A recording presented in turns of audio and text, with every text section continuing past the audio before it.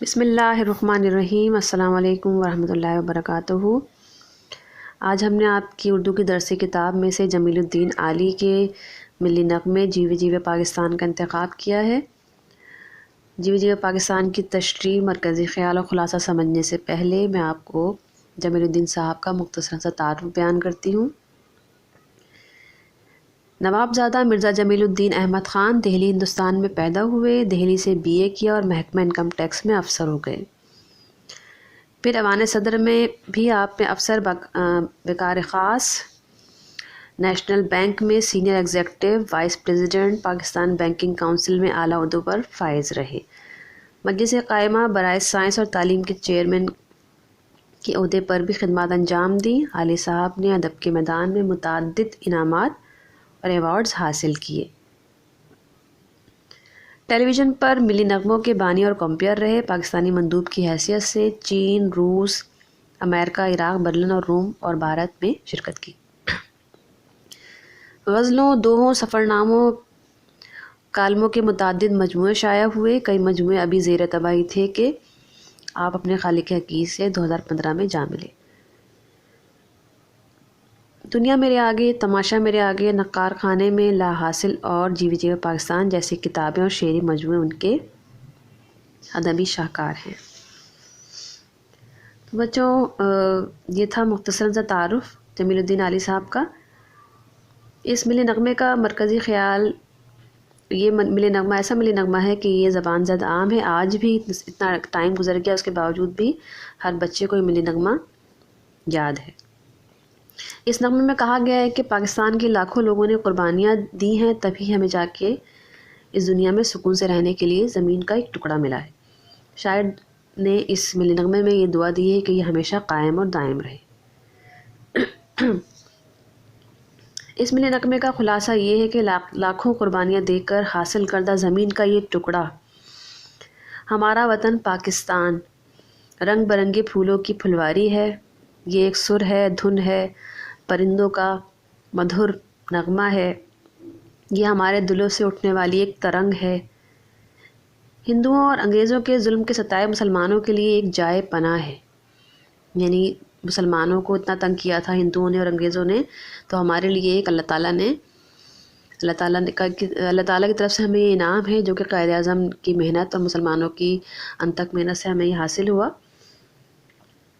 بر صغیر کے کونے کونے سے مسلمانوں نے اسے اپنا وطن بنایا ہے،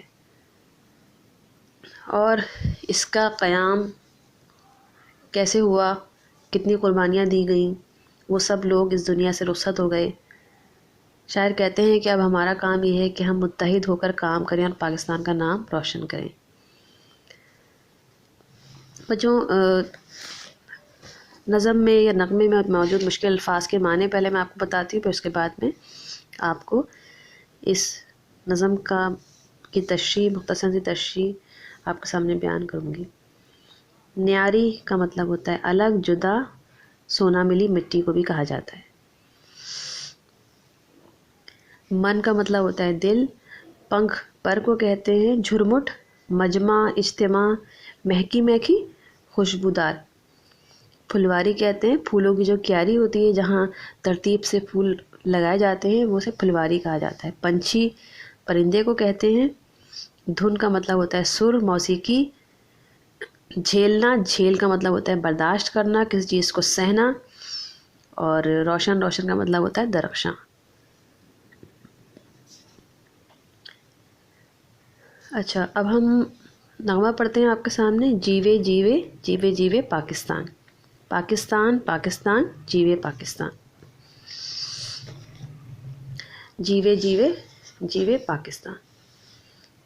یہ جیسا کہ آپ کو پتہ ہے، میں نے آپ کو بتایا ہے کہ حوالہ شاعر لکھتے ہیں۔ حوالہ شاعر میں آپ یہ مختصر تا شاعر کا تعارف لکھیں گے، پھر اس کے بعد تشریح کریں گے۔ اس کی تشریح کچھ اس طرح سے ہوگی کہ یہ جمیل الدین علی کا خوبصورت نغمہ جیوے جیوے پاکستان کا پہلا بند ہے، اور یہ نغمہ آج بھی مقبول اور زبان زد عام ہے۔ اس بند کے مختصر الفاظ میں مختصراً سی تشریح اس کی یہ ہے کہ شاعر جو ہے وہ دعا کر رہے ہیں کہ پاکستان ہمیشہ قائم اور دائم رہے۔ جیوے جیوے یعنی جیتا رہے، قائم رہے۔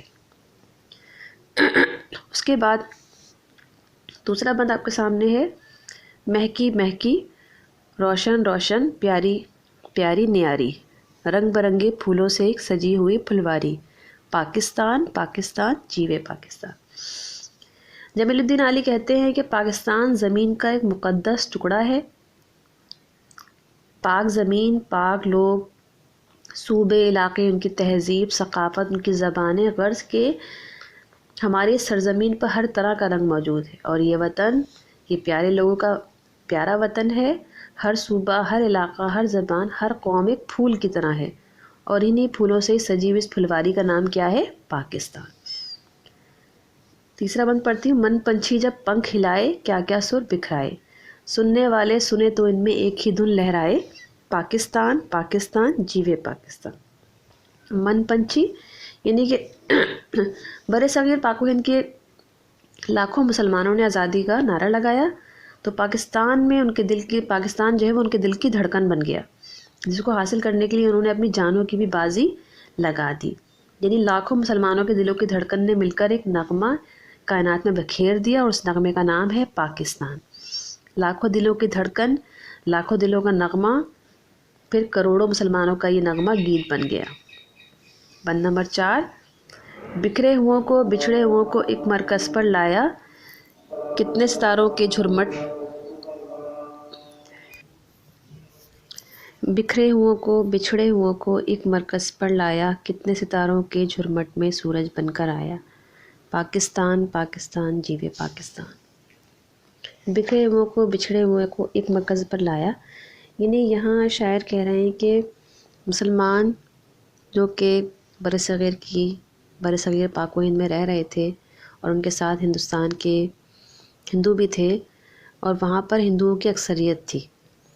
ہندو اپنی اکثریت کی وجہ سے، اپنی عدد کی برتری کی وجہ سے ہمیشہ مسلمانوں کے لیے مسائل پیدا کرتے چلے آ رہے تھے۔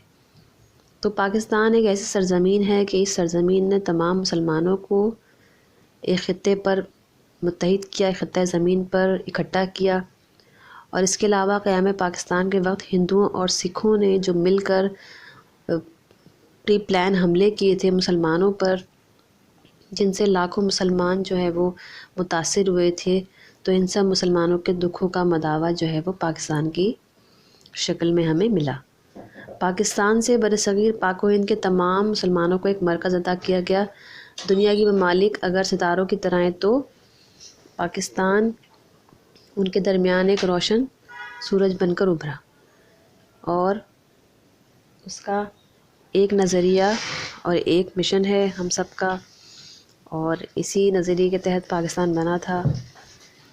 آگے بند نمبر 5 میں شاعر کہتے ہیں، جھیل گئے دکھ جھیلنے والے اب ہے کام ہمارا، ایک رہیں گے ایک رہے گا ایک ہے نام ہمارا، پاکستان پاکستان جیوے پاکستان۔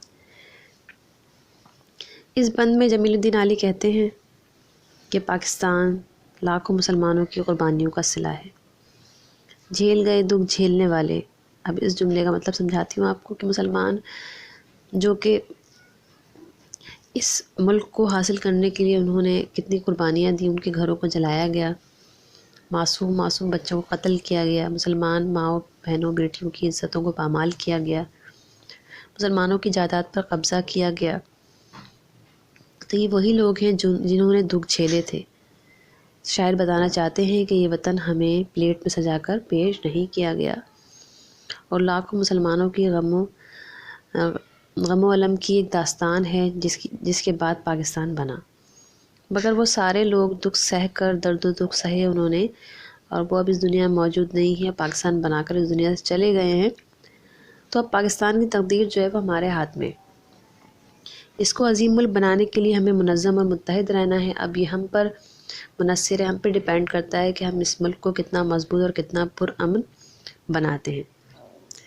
تو یہاں جو شاعر کی مراد ہے، دکھ جھیل گئے دکھ جھیلنے والے سے مراد وہی لوگ ہیں جنہوں نے پاکستان بنایا اور اب وہ اس دنیا میں نہیں رہے۔ ایک رہیں گے ایک رہے گا ایک ہے نام ہمارا، یعنی شاعر کہتے ہیں کہ آخر میں شاعر ہم جو موجودہ وقت کے لوگ ہیں، ہم جو جن کے ہاتھ میں پاکستان کی باغ دوڑ ہے، ان سے مخاطب ہیں۔ شاعر کہتے ہیں کہ ہم سب ایک ہیں انشاءاللہ تعالیٰ، اور ہم ایک رہیں گے، اور ہمارا نام بھی ایک رہے گا جو کہ پاکستان ہے۔ آخر میں شاعر کہتے ہیں پاکستان پاکستان جیوے پاکستان، یعنی پاکستان ہمیشہ سلامت رہے، پاکستان زندہ باد۔ لیکچر کا اختتام ہوا۔ لیکچر کے آپ کی جو نظم ہے یہ ماخوذ ہے علی جی کی نغمہ نگاری سے۔